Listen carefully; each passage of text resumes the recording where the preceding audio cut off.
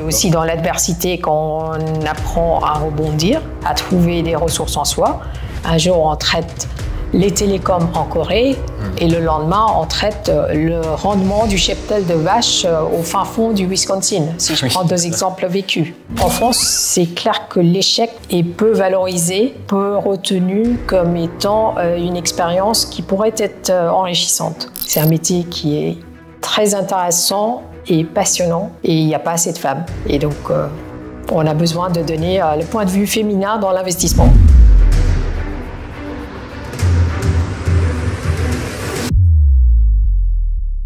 Bonjour à toutes et à tous et bienvenue donc sur le podcast Inside, le Private Equity pour tous. Donc pour ce deuxième épisode, j'ai la chance d'être avec Madame Preeti Agarwal-Martel. Preeti, comment vas-tu?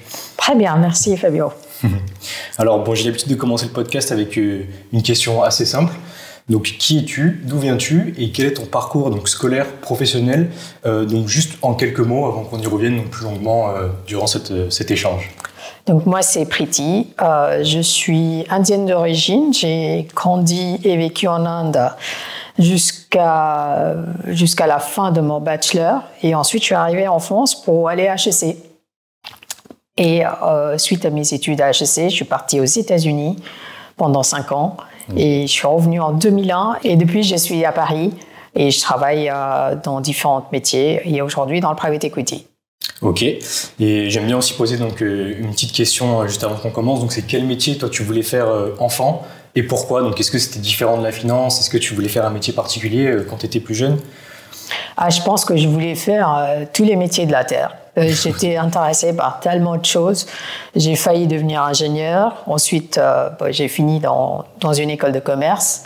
Mais il y avait vraiment beaucoup de choses qui m'intéressaient. Je dirais, j'avais exclu aucun métier sauf la médecine peut-être. Ok, et donc tu disais que peut-être tu allais potentiellement être ingénieur. Pourquoi tu t'étais intéressé à ça d'abord et qu'est-ce qui a fait que tu as choisi du coup derrière le commerce plus que l'ingénierie? À quel moment tu t'es dit je vais faire une école de commerce du coup et pas forcément une école d'ingénieur comme tu avais prévu? En fait, c'est plus le hasard des choses. Je devais aller aux États-Unis faire une école d'ingénieur, mais ça s'est pas fait pour des raisons logistiques. D'obtention de visa et autres. Donc, j'étais obligée de rester en Inde et à ce moment-là, c'était un peu tard pour m'inscrire. Donc, je me suis inscrite dans une école de commerce. Okay. Mais en parallèle, j'ai fait des études d'informatique. Ok. Et du coup, pour revenir un petit peu à ton enfance en Inde, etc., on sait que c'est quand même très différent de l'Europe. Comment ça s'est passé, toi, ta scolarité en Inde? Comment c'était? Est-ce que ça s'est bien passé? Est-ce qu'après, plus tard, tu as vu des choses différentes par rapport à l'Europe, etc. Ou comment tu décrirais globalement ta scolarité, toi, en Inde? En Inde, la scolarité est très différente. C'est plus, je dirais, si je devais prendre une comparaison, c'est plus calqué sur le système anglais. Okay. Donc, j'étais dans une école privée d'assez bon niveau à Calcutta, c'est là où j'ai grandi. À la différence de la France, on a quand même beaucoup de sport et d'infrastructures de sport dans les écoles. Okay. Donc, si je donne mon exemple, mais toutes les écoles ne sont pas calquées sur le même programme horaire. J'avais des cours de 8h à 13h et ensuite, tout l'après-midi était libre pour le sport, pour des activités extrascolaires. Ouais, donc ça n'a rien à voir avec la France où c'est vraiment plus les études qui sont mises en avant par rapport au sport. Ah oui, c'est quand je vois la pression de temps, mais en même temps, à la fin de l'année, on faisait le même nombre d'heures d'études, voire plus qu'en France. Donc le modèle, tu dirais que le modèle est un peu plus adapté ou un peu mieux par rapport au modèle, pas forcément mieux, mais tu dirais que c'est différent? Non, c'est différent. C'est différent. Il y a une répartition différente. On avait moins de jours de congé, ce qui explique que tout en faisant 5 heures de cours par jour, on arrivait à faire plus. Et puis, on n'avait pas ce temps de 2 heures de pause déjeuner parce que les journées terminaient à 13 heures. Donc, soit on mangeait à la cantine après et on enchaînait avec des activités extrascolaires, soit on rentrait à la maison. Ok.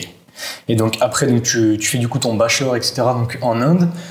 Après, à quel moment tu décides du coup donc d'intégrer HEC? Comment ça se passe? Comment tu postules en fait à cette école? Comment tu te renseignes à ce moment-là? Encore une fois, c'est un très grand hasard parce que quand du coup je me suis trouvée à Calcutta à faire mon bachelor, je voulais faire d'autres choses, j'avais le temps, donc j'ai voulu apprendre une langue étrangère. Et il se trouve que l'Alliance française de Calcutta était à 500 mètres de chez moi. Donc c'était quand même très pratique dans un emploi de temps qui était quand même rempli avec mes études dans l'école de commerce, mes études d'informatique. Donc, le fait que ce soit à 500 mètres, c'était pratique. Donc, j'ai appris le français. Okay. Et puis, quand j'ai voulu faire un master, j'ai demandé à des amis français rencontrés à l'Alliance française. Écoutez, j'ai pas d'envie d'aller aux États-Unis ou en Angleterre comme font tous les Indiens. Ils disent, mais t'as qu'à postuler à HEC. Voilà. Et c'est à ce moment-là que tu... Okay. Ça s'est fait comme ça. Bon, il faut se dire, c'était en 94, il n'y avait pas d'Internet, il n'y avait pas d'information. Pour avoir une information, il fallait écrire, envoyer le courrier. Ça mettait 3 semaines à venir en France, 3 semaines pour avoir la réponse. Donc, les informations étaient quand même limitées. Ok, donc effectivement, c'est donc un peu par le fruit du hasard, et du coup, c'était beaucoup plus difficile d'aller chercher l'information, de savoir quelle école était entre guillemets la meilleure, mais du coup, tu t'es retrouvé donc on peut dire dans une des meilleures écoles de commerce, donc un peu par hasard, mais aussi par ta volonté. Et donc, tu as exploité du coup cet endroit où tu as pu apprendre le français. Et donc, c'est là que tu as appris parfaitement à parler le français ou... Oui, je dirais que j'ai gagné en fluidité, mais je parlais, en fait, en tout cas, en termes vocabulaire, j'avais le même niveau là-bas. Et c'était une langue à la base qui te plaisait ou non? C'était vraiment comme tu m'as dit par rapport à ça en fait, moi, je voulais apprendre l'italien. Moi, je voulais apprendre l'italien, sauf que c'était trop loin, donc j'ai pris la cousine. Souci pratique. J'ai pris la cousine et je le regrette pas. Ok. Et du coup, donc après, tu arrives à HEC, donc en France. Donc à ce moment-là, tu te sépares du coup de ta famille, tu pars quand même assez loin. Est-ce que pour toi, ça n'a pas été difficile? Quel âge tu avais à ce moment-là? Comment ça s'est passé du coup ton arrivée en France? Parce que du coup, c'était quand même très différent. Est-ce que tu avais déjà voyagé en France auparavant ou... J'avais 21 ans et c'est vrai que c'est un choc géographique de venir de Calcutta, une ville qui à l'époque devait avoir, je sais pas, 12-13 millions d'habitants, à Juillan-Josas, perdu en pleine campagne en région parisienne. Mais j'avais des amis, en fait, je connaissais des Français, parce qu'il y en avait qui étaient à l'Alliance française, qui sont revenus en France en même temps. Après, je me suis fait beaucoup d'amis sur place. Donc, je peux pas dire que c'était compliqué. Et donc, à ce moment-là, donc, tu fais un programme à HEC. C'était quel programme exactement? Est-ce que c'est la grande école. Okay. J'ai intégré la grande école, mais en arrivant en 2e année. D'accord. Ok, donc grâce à ton bachelor, tu as pu intégrer directement en 2e année. Exactement.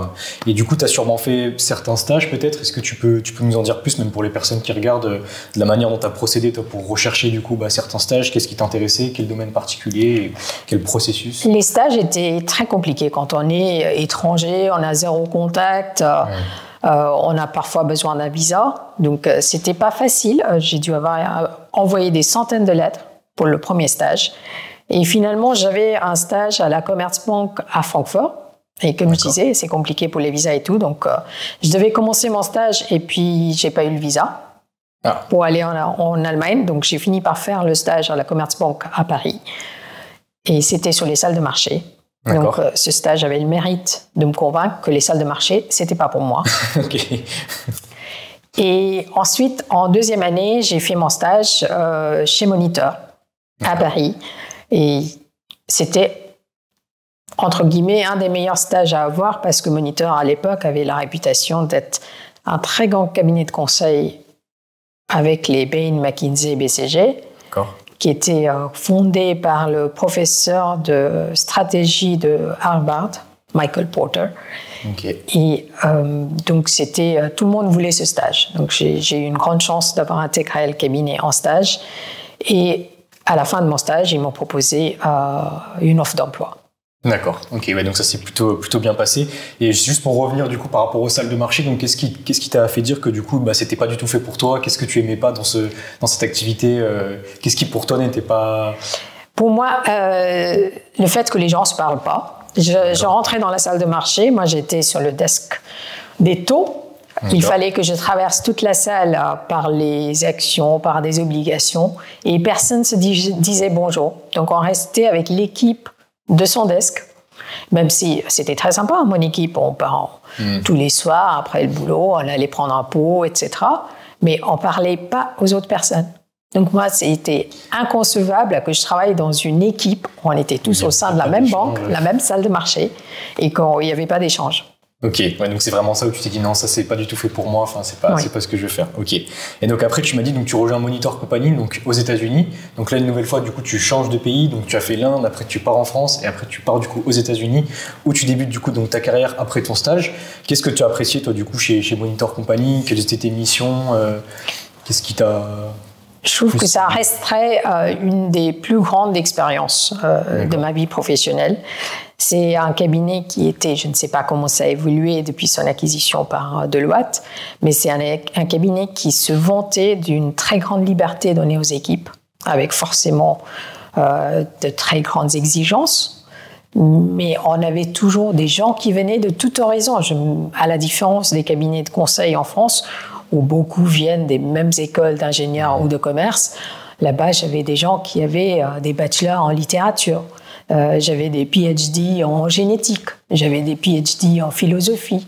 Donc, c'était vraiment une très grande richesse des gens avec qui on travaillait sur les projets.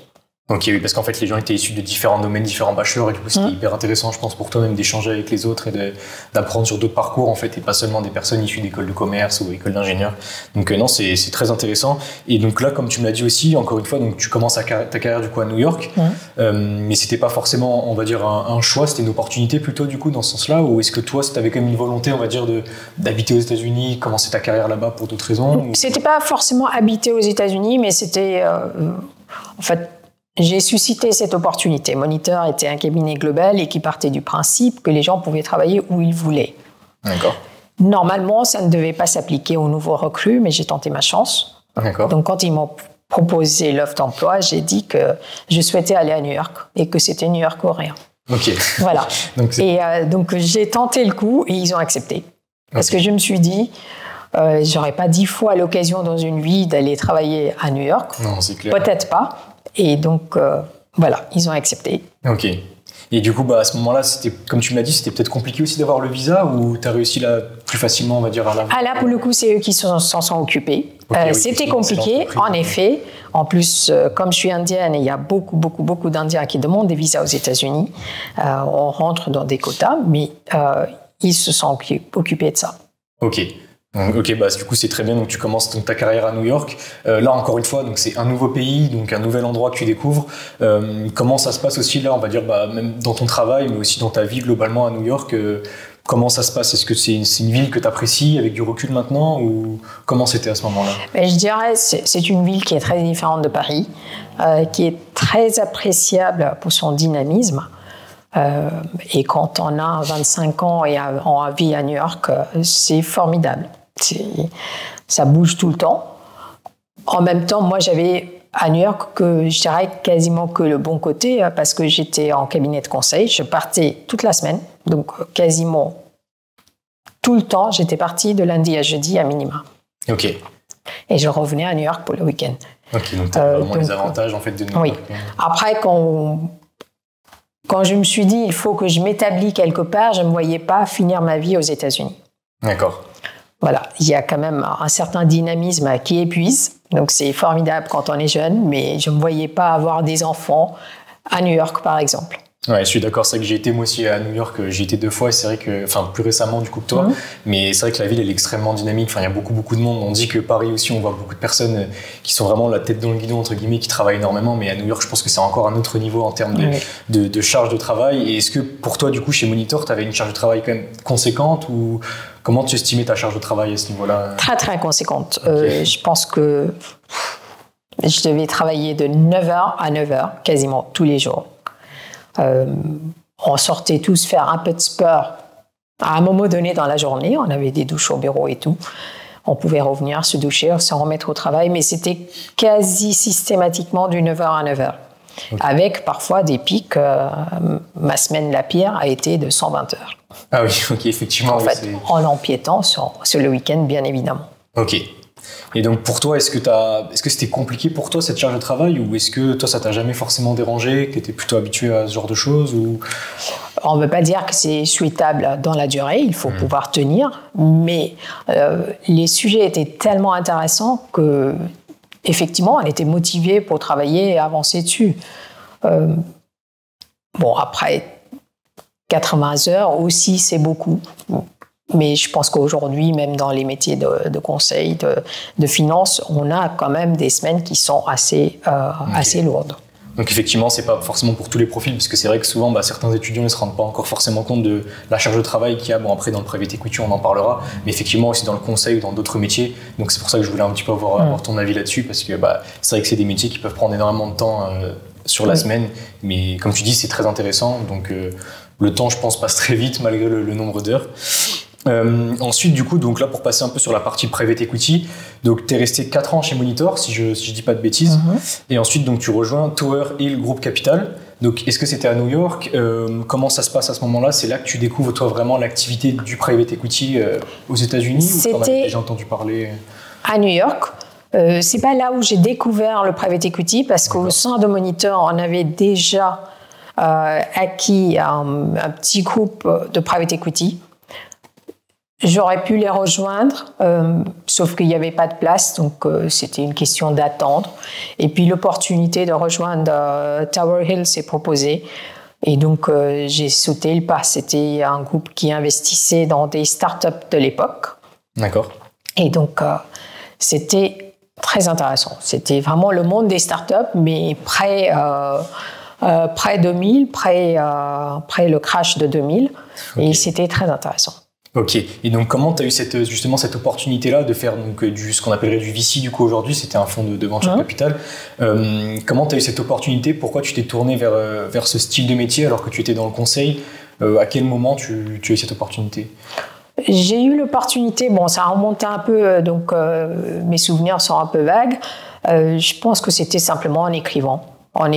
Ils ont dû poster une annonce sur un des sites de l'époque et j'avais répondu à cette annonce.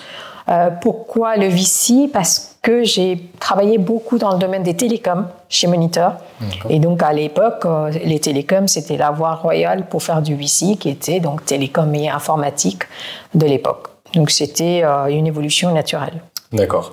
Et du coup, juste avant de revenir après donc, sur tes missions, comment toi tu décrirais en fait le private equity de manière simple pour les personnes qui sont pas forcément, on va dire, qui n'ont pas forcément les connaissances sur ce métier? Comment toi tu le décrirais vraiment de manière brève et facile? Le private equity, ça consiste à apporter de l'argent à des sociétés pour les accompagner dans leur croissance. Et du coup, quelles étaient donc tes missions là-bas en VC? Donc, qu'est-ce que tu faisais toi quotidiennement quand tu as commencé?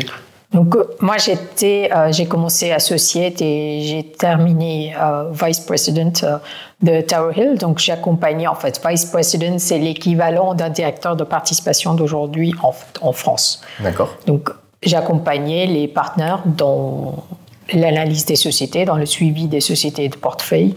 Et une fois l'investissement fait, j'avais à charge de suivre la société dans la durée. D'accord. Donc sûrement là-bas, donc tu as commencé à faire certains investissements, donc tes premiers investissements. Comment ça se passe du coup à ce moment-là? Est-ce que tu as eu un succès dès le début ou comment ça s'est passé? À l'époque, c'était le domaine de tous les possibles. C'était la première vague Internet. Il y avait une vraie effervescence autour de ça. Donc, je me souviens, mon premier investissement, c'était dans un groupe qui s'appelait Alibaba, qui était le concurrent de Yahoo de l'époque sur le Moyen-Orient. Ok, donc. Et figure-toi, ça existe encore aujourd'hui. D'accord. Donc, c'était un portail d'information pour le Moyen-Orient parce qu'un de nos partenaires était mixte, d'origine mixte, américain moyen-oriental. Et donc, c'est lui qui avait repéré cette société. Et ça existe encore aujourd'hui. D'accord. Et donc, je pense que ça a dû être du coup extrêmement intéressant. Qu'est-ce que toi, ça t'a appris du coup dans cet investissement? Qu'est-ce qui t'a plu, toi? Qu'est-ce qui t'a motivé là-dedans? Je pense que ce qui est le plus motivant, c'est d'analyser des sociétés qui sont chacune nouvelles dans leur segment, d'autant plus à l'époque où c'était vraiment les débuts de l'Internet. Donc, analyser des sujets qui n'existaient pas. D'accord.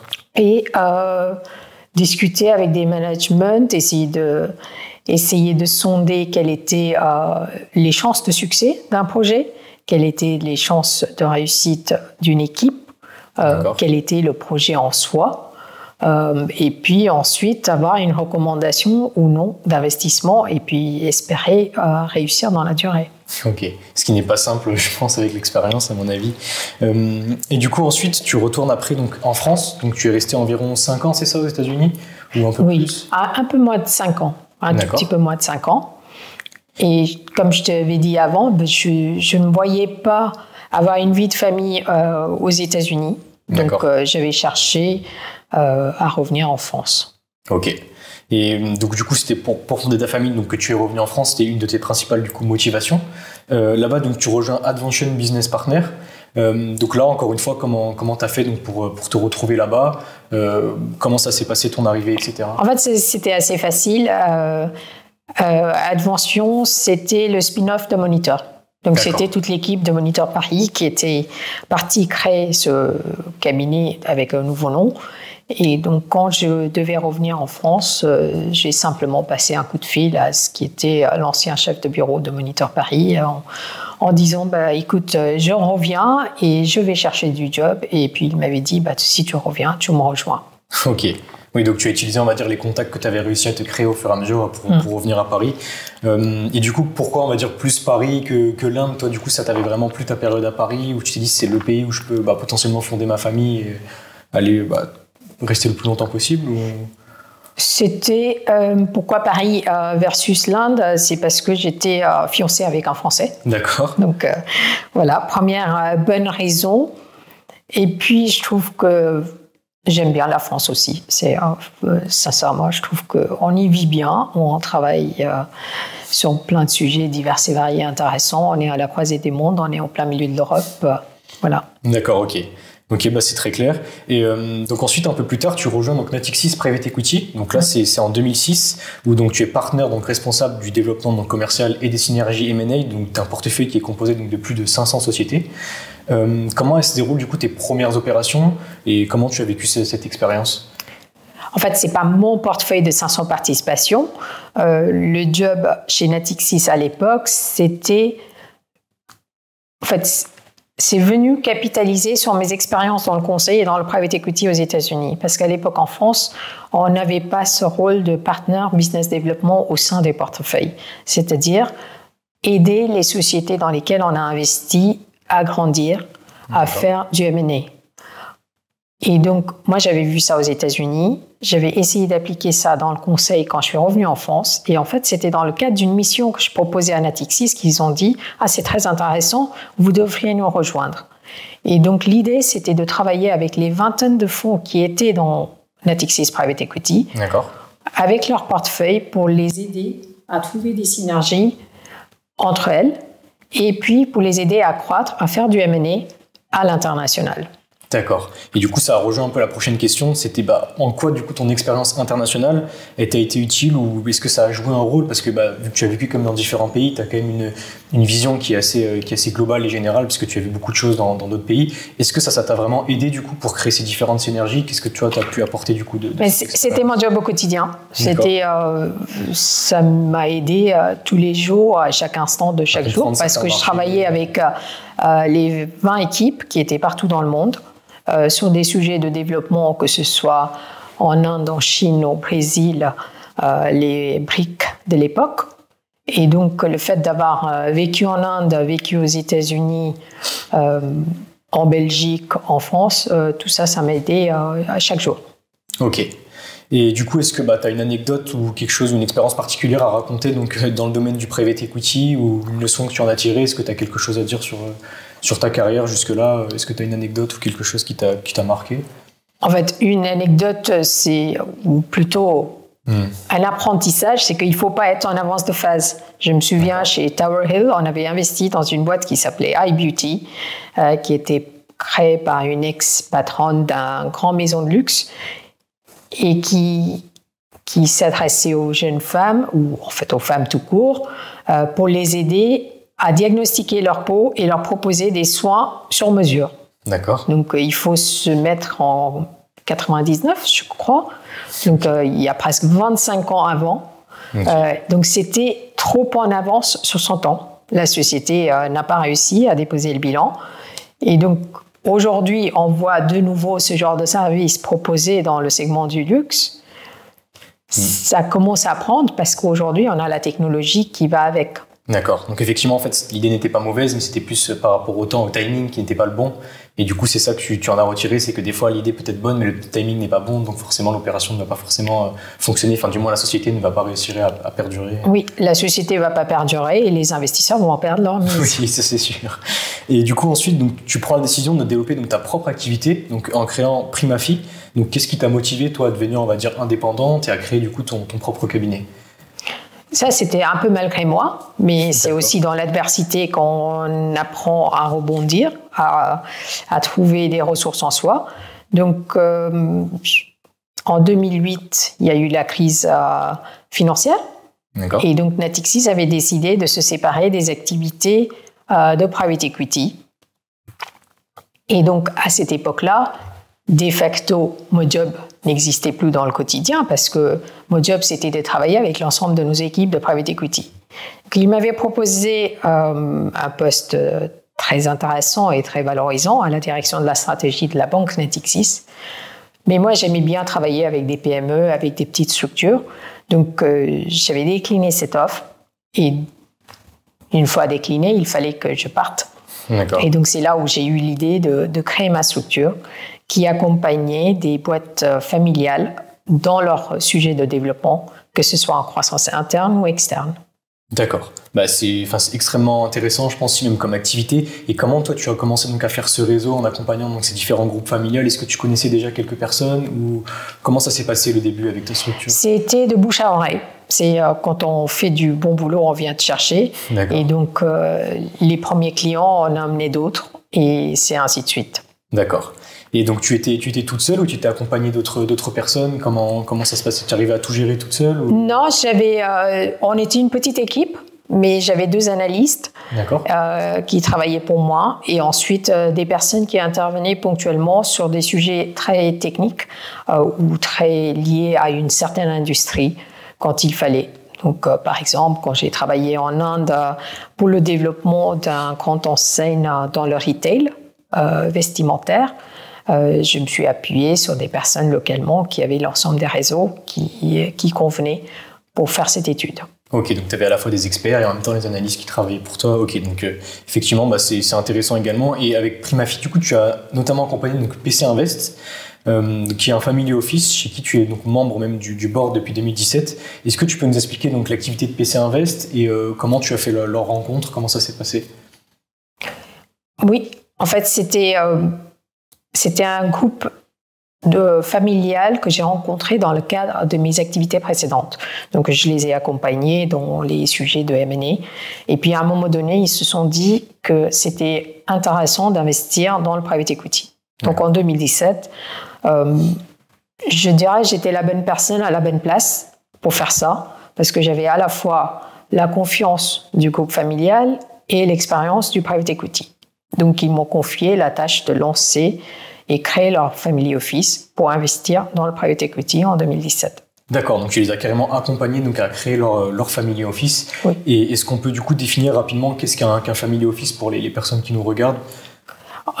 Une family office, il y a autant de définitions qu'on souhaite lui donner. En l'occurrence, c'est un groupe d'investisseurs familiaux qui confient un certain quantum d'argent à investir dans des thématiques précises. Donc, une family office, ça peut investir dans l'immobilier, ça peut investir dans le private equity, ça peut investir dans les marchés cotés. En gros, c'est la gestion d'un patrimoine d'un groupe familial ou d'un ensemble de personnes qui ont des liens entre eux. D'accord, c'est très clair en tout cas, je pense, comme définition. Donc là, après, on est en 2018 et tu décides donc de changer une nouvelle fois de pays et de t'installer du coup donc à Singapour. Donc une nouvelle fois, tu changes de pays, tu découvres encore autre chose. Là, qu'est-ce qui t'a motivé du coup à partir à Singapour? Pour quelles raisons tout simplement et comment ça s'est déroulé? J'avais beaucoup aimé ma période à New York. Également ma première période à Paris où j'étais quand même une étrangère venue s'installer à Paris et j'avais envie que mes enfants vivent la même chose. Donc c'était pour vivre cette aventure dans l'international en famille. Donc, j'ai continué à travailler en France pour des clients français, mais tout en étant basé à Singapour, c'était du télétravail avant l'heure. Ok, oui, c'est ce que j'allais dire, c'est que du coup, tu télétravaillais déjà donc, en 2018, où tu travaillais pour des clients français, donc à Singapour. Est-ce qu'avec le décalage horaire, c'était pas un peu compliqué des fois ou Non, c'était presque plus simple. C'était presque plus simple parce que quand il était 9h du matin à Singapour, il était de mémoire 3h du matin à Paris. Donc, en gros, j'étais tranquille jusqu'à après le déjeuner. Donc, le matin, je gérais mon temps comme bon me semblait. Je faisais du sport, je travaillais sur les mails de la veille, je terminais des dossiers, mais sans aucune pression. Et je me mettais au travail avec la France à partir de 14h. Et ensuite, quand c'était l'heure du dîner à Singapour, c'était l'heure du déjeuner à Paris. Donc, c'était pas un problème. Et ensuite, je me remettais au travail un petit peu après le dîner, mais c'était tout à fait gérable. D'accord. Et du coup, donc, toi, tu n'as pas eu l'idée forcément, on va dire, de développer ta structure peut-être là-bas. Toi, ça te convenait, on va dire, de développer toujours ton activité donc, avec des clients français. Pour quelles raisons? Est-ce que tu n'avais pas senti quelque chose d'intéressant à Singapour ou comment ça se passait à ce moment-là? Non, c'était très intéressant. J'aurais pu y rester. Sauf qu'on avait dit qu'on y partait pour 2 ans. Et puis, j'avais des enfants qui allaient partir en études supérieures, qui sont en France. Et donc, je ne voulais pas les gérer à distance. Effectivement. Et même pour eux, je pense que c'était enrichissant de vivre dans un autre pays, du coup, comme tu l'as dit. Je pense qu'ils parlent du coup plusieurs langues. Et après, donc, en 2022, tu retournes du coup donc, une nouvelle fois en France, peut-être plutôt en 2019, pardon, où tu reviens en France. Et c'est en 2022 du coup que tu prends la décision donc, de rejoindre Nixen, donc en tant qu'associé, aux côtés donc, de Jean-Paul Bernardini, que tu avais rencontré chez Natixis Private Equity, si je me trompe pas. Et dans quel contexte du coup tu as pris cette décision donc, de rejoindre Nixen? Comment ça s'est passé? En fait, je suis revenue en France juste après le Covid, après le premier confinement, en 2020, l'été 2020.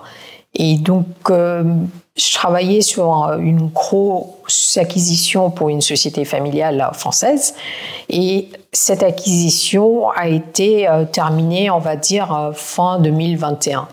Donc, à partir de ce moment-là, j'avais une question à me poser. Est-ce que je continue à faire ce que je fais ou est-ce que je me bifurque vers autre chose? Entre-temps, le sujet de l'investissement dans le private equity avait pris beaucoup plus d'ampleur pour la family office. Et donc, je souhaitais capitaliser sur ça et accroître cette partie de l'activité. Donc, j'ai discuté avec Jean-Paul parce qu'on se connaissait, comme tu disais, depuis 2006. Et on s'est dit qu'il y avait une opportunité à merger nos 2 activités pour pouvoir faire un ensemble qui avait beaucoup plus de sens et puis beaucoup plus de synergie. D'accord. Voilà. Ok. Bah c'est intéressant. Et en ce qui concerne du coup, d'abord avant, quelles sont tes missions aujourd'hui chez Nixen? Qu'est-ce que toi tu fais au quotidien? Comment ça se passe? Chez Nixen, donc, on a 2 activités. Une partie qui est investir dans des fonds de private equity pour des family office. Donc, je les accompagne pour trouver des fonds qui sont les plus pertinents pour la stratégie qu'on développe, d'analyser ces fonds, de mener à bout les négociations quand il y en a, et ensuite suivre ces investissements dans des fonds. Et le deuxième volet d'activité, c'est de trouver des dossiers d'investissement, mais dans une société donnée. Donc les fonds qui ont parfois, disons, mis beaucoup d'argent dans une grande société ont un reliquat d'investissement qu'ils proposent aux investisseurs dans le fonds. Et donc moi, j'identifie ces sociétés et ensuite on fait de nouveau le même processus d'analyse, due diligence et négociation avant d'investir dans des sociétés cette fois-ci. D'accord. Et donc justement, donc en ce qui concerne donc plus la partie donc gestion de fonds, comment toi tu vas réussir par exemple à identifier un fonds qui est plus intéressant qu'un autre?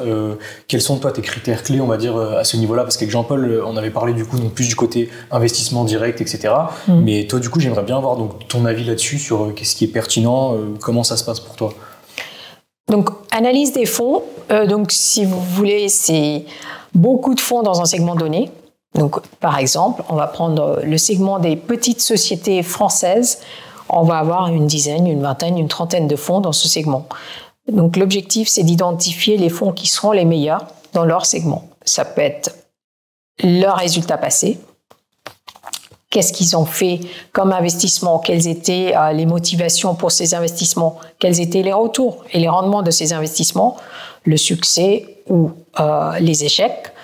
Donc, on va identifier tous ces facteurs et les analyser. D'accord. Ensuite, bien évidemment, l'équipe derrière ce fonds. Quel est le parcours des associés? Depuis combien de temps ils travaillent ensemble? Quel a été le vécu ensemble d'investisseurs qu'ils sont? D'accord. Est-ce qu'ils ont réussi à faire des grands succès ensemble? Parce que plus que le choix unitaire d'un investissement, c'est le travail d'une équipe qui marche. Parce que quand on rejoint un fonds, quand on crée un fonds, on est parti pour au moins 10 ans, voire plus. Donc il faut quand même que les associés puissent s'entendre et bien travailler ensemble. Effectivement, et c'est hyper intéressant parce que Jean-Paul me disait justement la même chose, que l'équipe elle est structurée en général pour entre 5 à 10 ans, donc effectivement il faut qu'il y ait une certaine cohésion entre les membres de l'équipe parce que pour que ça puisse fonctionner, effectivement il faut qu'il y ait à la fois une bonne entente, donc c'est un critère qui est extrêmement intéressant. Ensuite, pour passer sur des questions un peu plus ouvertes et pédagogiques, donc pour ton meilleur investissement, tu m'en as donc un petit peu parlé tout à l'heure, est-ce que tu as un autre meilleur investissement entre guillemets, donc pas forcément en termes de rendement, mais sur la manière dont ça s'est passé, qu'est-ce que tu peux nous dire là-dessus? Le meilleur investissement autre, je dirais, c'est pas un investissement de private equity, mais c'est plutôt un projet de M&A où j'avais travaillé pour le numéro 1 des télécoms en Corée du Sud et qui voulait acheter le numéro 2. Donc on avait travaillé pendant 1 an pour cet investissement et cette acquisition du numéro 2. À la fin de cette année, il y a eu un changement de management chez l'acquéreur. D'accord. Et ils ont mis le projet en stand-by. C'était très, très frustrant parce qu'on y croyait dur comme fer. C'était une acquisition qui avait beaucoup de sens pour la consolidation de la société. Et c'était frustrant de voir juste un changement d'équipe de management qui gèle tout, alors qu'on était à 2 doigts de signer l'acquisition. Oui, tout s'était bien passé et en fait, juste à cause de ce changement de management, ça a complètement figé l'opération. Exactement, sans aucun fondement ni stratégique ni financier. Et donc, nous, on était consultants, donc on a plié bagages, on est parti. Sauf que 2 ans plus tard, alors que j'avais déjà quitté le cabinet de conseil, ils ont fini par faire cette acquisition.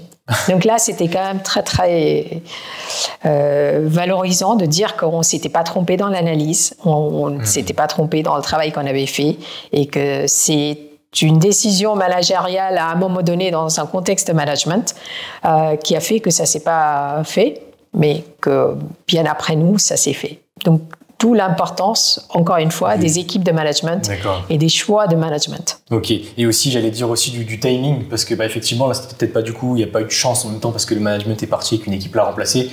Mais du coup, il y avait aussi une histoire de timing où malheureusement, l'opération faisait tout son sens, mais c'était pas le bon moment à cause du management qui est arrivé et qui a figé l'opération, entre guillemets. Mais du coup, donc, tu as appris énormément de choses avec cette opération, je pense. Et à l'inverse, du coup, quelle a été ta pire opération, on va dire? Donc là, pareil, pas en termes de rendement financier, mais plus sur la manière dont ça s'est déroulé. Bon, il y a un petit peu cet exemple-là aussi, du coup, c'était très frustrant et très compliqué, mais est-ce qu'il y en a un autre où vraiment ça s'est mal passé, peut-être une relation avec le dirigeant ou quelque chose qui n'allait pas?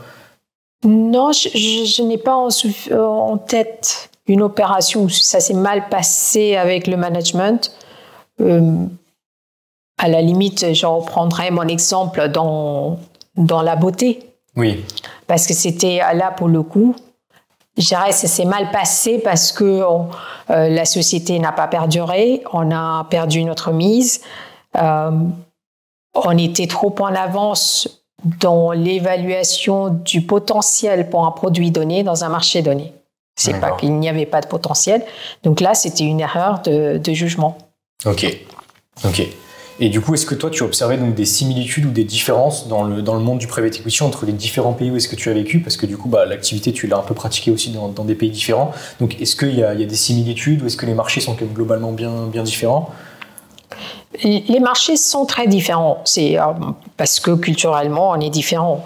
Ne serait-ce que par la taille de nos sociétés. Ce qu'on appelle une société petite ou moyenne société en France n'est pas du tout dans la même catégorie aux États-Unis. Aux États-Unis, ce qu'ils appellent les petites sont bien plus grosses que des sociétés, des PME françaises. Parce que les sociétés là-bas s'adressent tout de suite à un marché qui fait 300 millions d'habitants. Donc une société qui doit grandir doit être capable de s'adresser à tout le marché américain. D'accord. Donc il y a une différence de taille.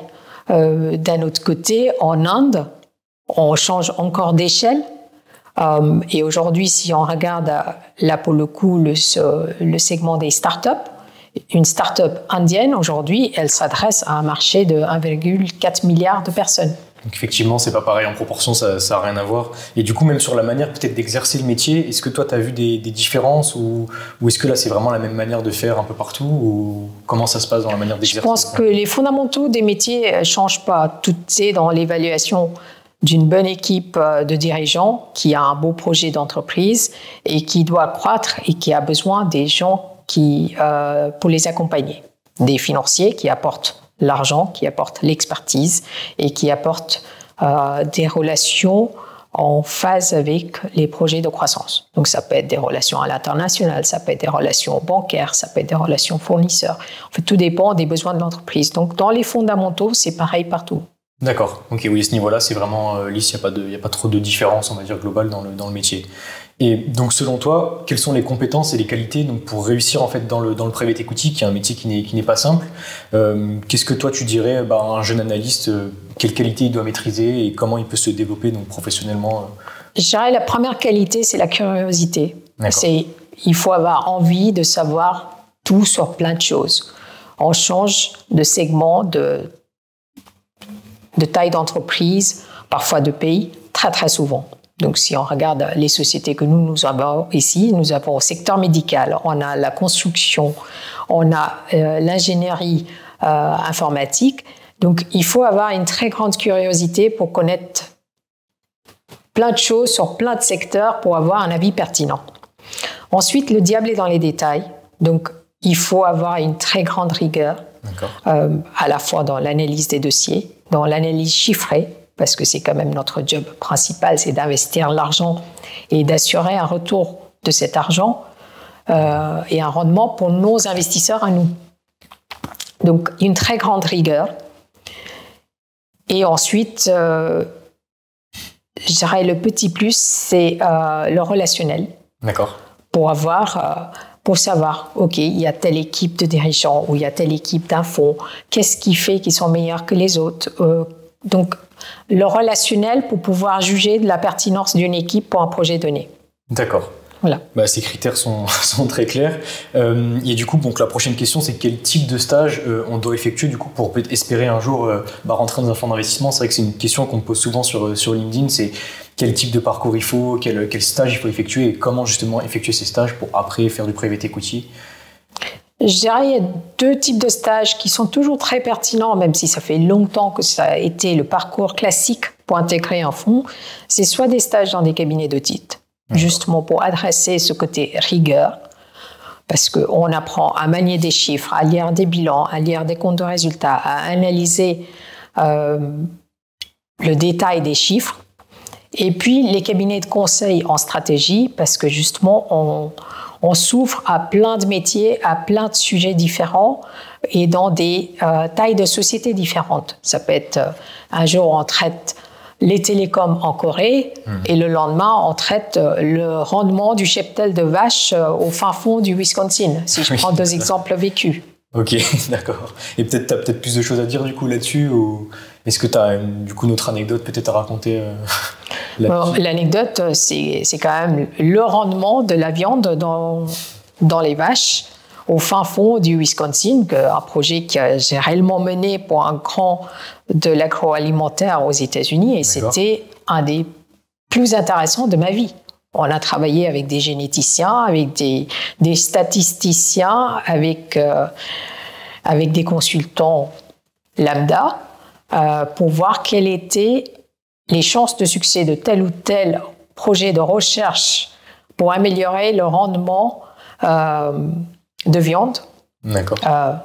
Okay. Voilà. Donc en fait sur le papier, oui, c'est vrai que c'est quand même très opposé. Enfin, il y a différentes activités qui peuvent être opposées sur certains dossiers. Et du coup, c'était très enrichissant comme tu dis. Donc comme quoi des fois, ça dépend selon l'activité, ça peut quand même être très intéressant. Et on peut apprendre beaucoup de choses. Et du coup, toi, quels outils tu conseillerais donc à un jeune analyste ou une personne qui commence dans le private equity pour s'améliorer? Je sais qu'il existe des livres type Vernimen, etc. Donc qui sont aussi intéressants, qui regroupent beaucoup de choses très techniques. Mais quels outils toi tu conseillerais à quelqu'un qui souhaite s'améliorer, qui souhaite améliorer ses compétences, notamment en private equity? Déjà, les fondamentaux en finance sont clés. Donc, le Vernimen ou tout autre livre que vous pouvez être amené à utiliser en école de commerce, d'ingénieur ou dans les études que vous faites. Et ensuite, je dirais Excel. D'accord. Excel, c'est clé. C'est vrai. C'est la base de tous les modèles de business plan, de projets qu'on fait. Donc, savoir bien manier Excel et les formules dans Excel, ça, c'est très utile. Et accessoirement, les autres outils de back-office, que ce soit PowerPoint ou Word. D'accord. Je dirais c'est plus côté outils. Ok, donc effectivement bien maîtriser, on va dire, tous les fondamentaux à la fois techniques, mais également donc les outils de Microsoft, donc de Office. Du coup, pour finir cette partie-là, quel conseil toi tu donnerais donc réellement à un analyste, si tu devais donner un conseil à quelqu'un pour qu'il réussisse dans ce milieu, quel serait ce conseil? Je dirais qu'il faut être prêt à travailler beaucoup, parce que c'est quand même un métier qui est exigeant. Quand on reçoit un dossier, c'est pour tout de suite. Donc, on a moins de planification possible dans ce métier. On ne peut pas dire, OK, tous les jours, ça va être A, B, C que je vais faire. Quand on reçoit un dossier, il faut s'y mettre tout de suite. Et parfois, il y a 500 pages à lire pour analyser une société. Donc, il faut une grande volonté de travail. Il faut une grande rigueur, comme j'ai déjà indiqué. Donc, être vraiment sûr de ses chiffres et de son analyse. Et la curiosité pour aller chercher l'information là où elle est, pour être plus pertinent dans les décisions d'investissement ou son ressenti d'investisseur. D'accord. Donc maintenant, on va passer donc, du coup à l'avant-dernière partie, donc sur l'entrepreneuriat et l'engagement. Donc toi, en plus du private equity, tu as quand même un côté qui est entrepreneur, donc effectivement avec ta structure, etc., comme on l'a mentionné précédemment. Et en plus de ça, tu es très impliqué aussi donc, dans le développement de ton pays d'origine, donc qui est l'Inde, parce que donc, tu as rejoint, donc, tu es membre en fait, du conseil d'administration donc, de la Chambre de commerce franco-indienne donc, depuis mai 2023, donc c'est tout récent. Tout d'abord, est-ce que tu peux nous en dire plus peut-être sur cette Chambre de commerce donc, de l'industrie franco-indienne et donc, pourquoi tu as décidé de la rejoindre en tant que membre du conseil? En fait, c'est une chambre qui existe depuis plus de 40 ans, si je ne dis pas de bêtises, et qui a pour vocation de promouvoir des relations commerciales, industrielles entre la France et l'Inde. J'ai toujours été très impliquée dans les relations entre les deux pays. L'occasion ne s'est pas présentée plus tôt. Et donc, quand on m'a proposé de rejoindre le conseil l'année dernière, j'ai accepté avec grand plaisir. Donc, moi, je vis en France depuis 20 ans aujourd'hui. Je suis indienne, donc il est tout à fait normal de vouloir aider au développement et au dialogue entre ces deux pays. D'accord. Ok. Et du coup, donc c'était un peu la prochaine question, mais d'où vient du coup cette volonté vraiment de t'engager dans le développement de ton pays d'origine? Donc c'est vrai que c'est un pays qui a quand même une belle marge de progression et qui est extrêmement intéressant d'un point de vue économique. Est-ce que toi, tu avais d'autres raisons particulières ou c'est vraiment par ton origine que tu as décidé de t'impliquer vraiment là-dedans? C'est par mon origine et puis quelque part une frustration de ne pas y être. Oui. Pour profiter de cette croissance de mon pays, de toutes les ambitions de mon pays. Donc, quelque part, j'en profite à distance. Ok. Donc, en fait, c'est un petit peu aussi un regret pour toi de ne pas avoir vécu, on va dire, en Inde ou... Enfin, on va dire, au niveau professionnel, je parle après, une fois que tu as quitté le pays. Est-ce que toi, tu aurais aimé peut-être revenir là-bas pour travailler ou est-ce que peut-être potentiellement plus tard, tu aimerais y retourner ou... Je ne vais pas dire un regret parce que je ne vis pas dans le regret. Il y a la vie, il y a à un moment donné des choix ou des parcours de vie qui se profilent comme ils se profilent. Donc j'essaie de profiter de tout le potentiel de mon pays d'origine tout en étant dans mon pays de choix d'aujourd'hui qui est la France. Est-ce qu'un jour je retournerai vivre en Inde? J'en sais rien. Peut-être, peut-être pas. Ok. Oui, donc effectivement, en fait, tu es très ouverte aux différentes opportunités. Si j'ai bien compris, du coup, en fonction de l'opportunité, tu es capable de partir dans un pays ou dans un autre. Tu n'as pas vraiment de barrière, du coup, par rapport à ton profil. C'est ce que je comprends. En tout cas, j'ai beaucoup moins de peur, comme certains, à bouger. C'est pour moi, bouger d'un pays ou à un autre, ça a toujours été un choix de cœur, une envie à un moment donné, et puis plier bagages pour partir ailleurs. Je l'ai fait un certain nombre de fois, et j'ai toujours réussi à recréer un cercle local, des amis, des connaissances professionnelles et une carrière. D'accord. Donc en fait, ce qu'on en retient, c'est que c'est extrêmement du coup enrichissant et intéressant d'avoir une expérience à l'étranger. Donc notamment peut-être pour un jeune aussi, donc de décider de partir à l'étranger pendant son cursus scolaire ou avec d'autres organismes, c'est quand même très très enrichissant. Effectivement, c'est toi tu as appris énormément de choses du coup grâce à ces différents voyages et grâce à ces différents passages d'un pays à un autre. Est-ce que ça t'a vraiment servi, on va dire, dans ta carrière? On peut Tous les jours. En fait, déjà, mon job de Natixis Private Equity, c'était que ça, c'était le développement à l'international, et donc qui en découlait de mon parcours à l'international et mon profil. Et je dirais, quel que soit le métier qu'on fait, le regard qu'on peut avoir du fait d'avoir vécu dans un autre pays et la vision d'un autre pays, d'un autre peuple, sur un même secteur, sur une même industrie, c'est toujours enrichissant. D'accord.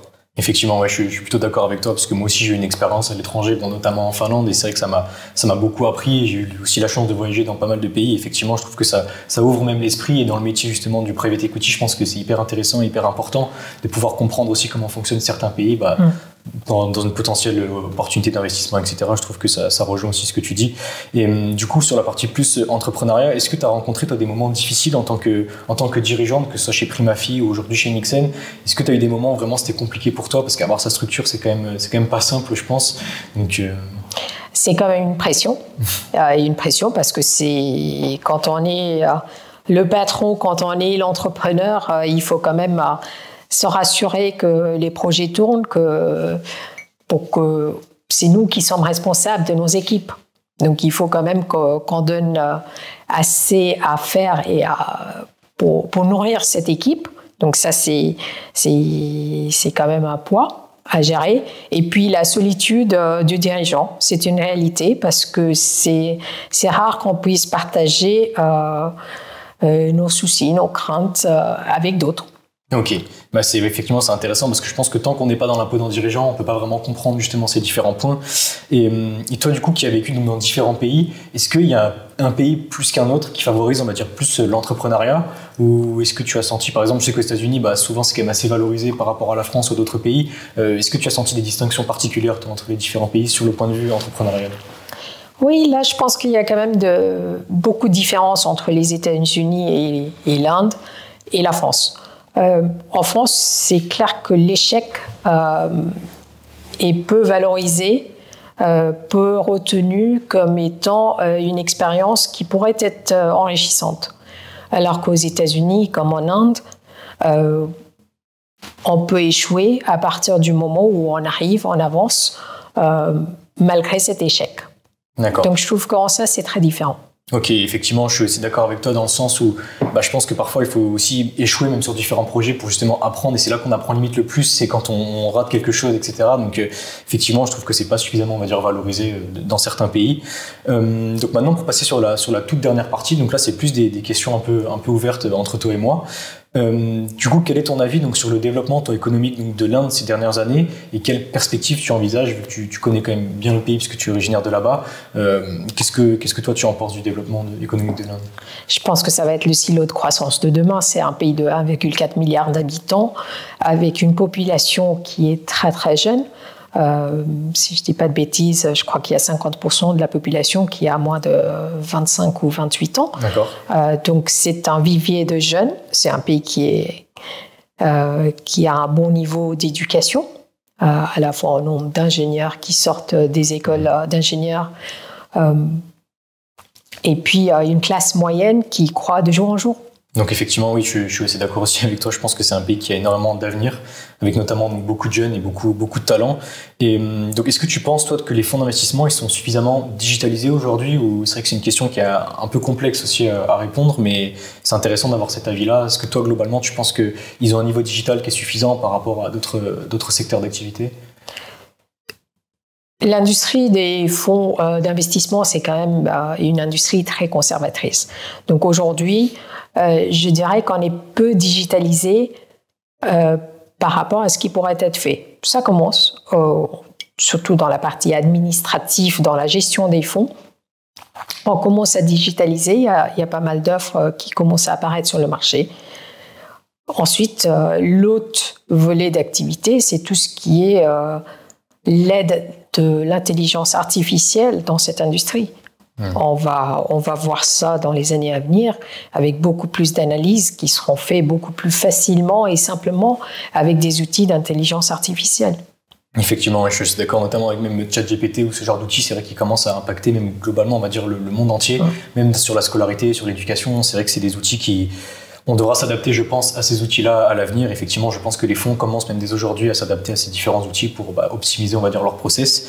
Et donc, en lien avec la profession, qu'est-ce que toi, tu penses des différents réseaux sociaux, donc tels que Instagram, LinkedIn, TikTok? C'est vrai que c'est des outils qui peuvent servir parfois, comme je le fais là, par exemple, avec cette interview, à mettre plus de lumière, on va dire, sur certains secteurs.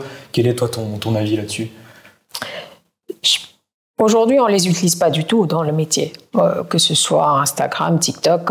Le seul, à la limite, qui est utile, c'est LinkedIn. Mais sincèrement, j'ai du mal à imaginer l'usage qu'on pourrait en faire. Effectivement, pour diffuser des podcasts, pour transmettre des informations aux jeunes, oui, mais dans le quotidien de nos fonds, j'ai du mal à percevoir une utilité. C'était plus sur ce côté justement média, on va dire, pour donner plus d'informations sur des métiers qui sont parfois fermés. Moi, quand j'étais étudiant, c'est vrai que c'était plus compliqué aussi, on va dire, de trouver les informations sur un métier qui est totalement nouveau, notamment quand on n'est pas forcément issu de ce milieu-là. Donc, c'est vrai que je pense que c'est aussi une bonne forme de pouvoir donner des informations sur un métier. Est-ce que toi, il y a un sujet que tu aurais aimé aborder durant cette vidéo? Ou quels sont tes derniers mots de ce podcast? Mes derniers mots, c'est pour toutes les jeunes femmes qui sont là et qui se disent les métiers de la finance, c'est pas pour moi. Et moi, je dirais, il faut venir, c'est un métier passionnant. Certes, il y a des années où c'est compliqué, quand on a envie d'avoir une vie de famille, des enfants qui sont jeunes, parce que c'est un métier qui est exigeant, mais c'est un métier qui est très intéressant et passionnant. Et il n'y a pas assez de femmes. Et donc, on a besoin de donner le point de vue féminin dans l'investissement. Effectivement, sur cette très belle note, Preeti, je te remercie. Donc, merci beaucoup pour être là avec moi du coup aujourd'hui. Et merci à tous donc d'avoir suivi ce podcast. Donc, n'hésitez pas à mettre votre avis du coup donc dans les commentaires et à me dire donc quelles personnes vous souhaitez voir dans les prochains épisodes ou éventuellement quels fonds vous souhaiteriez découvrir. Je vous dis à très bientôt. C'était Fabio pour Inside.